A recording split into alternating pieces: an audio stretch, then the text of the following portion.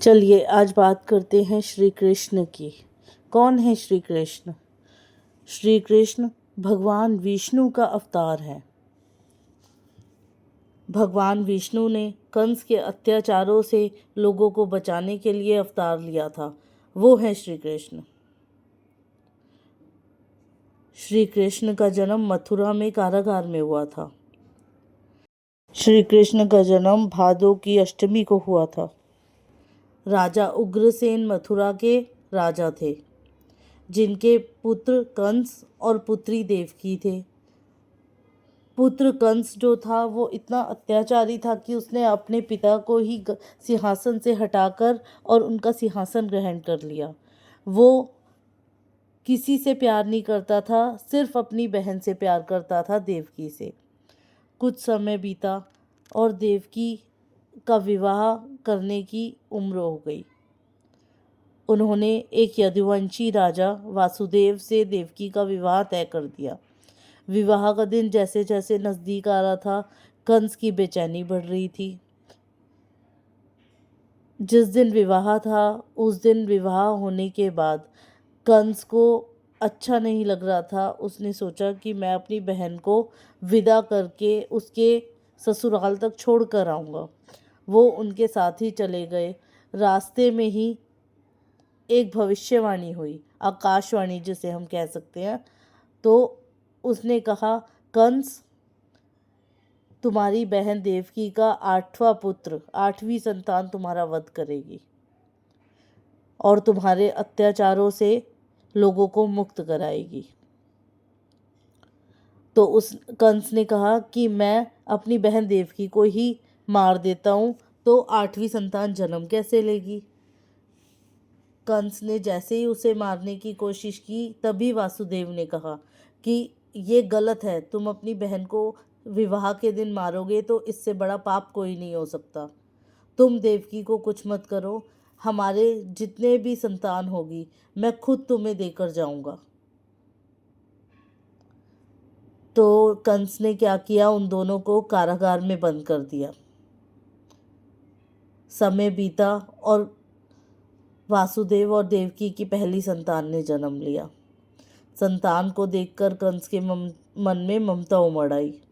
उसने सोचा, वैसे भी 8वीं संतान मेरा वध करने वाली है, तो ये तो पहली संतान है, इसने मेरा क्या बिगाड़ा है, इसे मैं छोड़ देता हूँ। कंस ने उसको छोड़ दिया। ये सब नारद मुनि देख रहे थे। नारद मुनि को लगा कि अगर कंस के मन में ममता जाग गई तो भगवान विष्णु अवतार कैसे लेंगे। तो उन्होंने क्या किया, वो एक कमल का फूल लेकर कंस के पास आए और उन्होंने कहा, कंस, ज़रा इस फूल को देखकर बताना, इसमें पहली पत्ती कौन सी है और 8वीं कौन सी है। कंस ने कहा, इसकी तो हर पत्ती पहली और 8वीं है, किसी को भी नहीं कह सकते। उसने कहा, ऐसे ही तुम्हें क्या पता कि उसकी पहली संतान कौन सी है और 8वीं कौन सी है? क्या पता पहली संतान ने ही 8वीं संतान के रूप में जन्म लिया हो। क्या पता 8वीं संतान ही पहली संतान के रूप में जन्म ले। तुम्हें क्या पता? तुम्हें कुछ भी नहीं पता इसके बारे में। तो कंस ने क्या किया, कंस कारागार में गया, बच्चे को देवकी के हाथ से छीना और उसे वहीं पर मार दिया। ऐसे ही कंस ने सारे बच्चों को मार दिया। अब 8वीं बार जब देवकी गर्भवती थी, मूसलाधार बारिश हो रही थी, तूफान आ रहा था।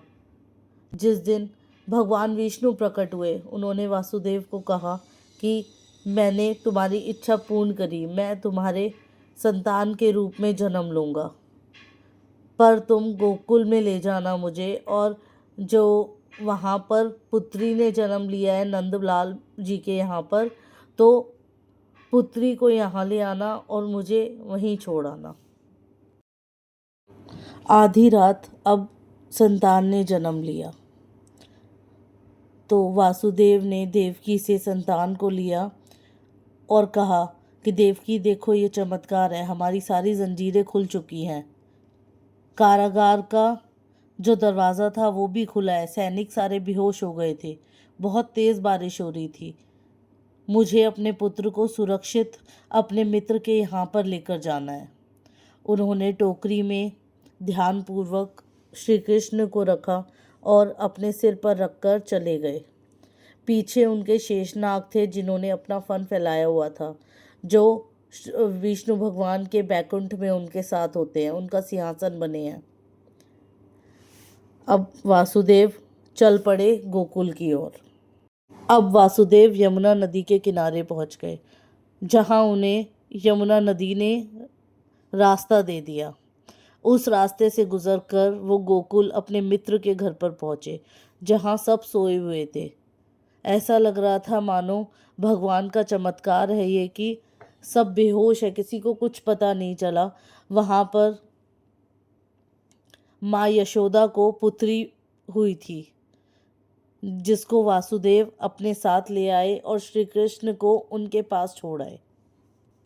जैसे ही वासुदेव कारागार में वापस आए, पुत्री के रोने की आवाज़ से सब जाग गए। सारे सैनिक उठ गए और उन्होंने जाके कंस को बता दिया कि 8वीं संतान ने जन्म ले लिया है।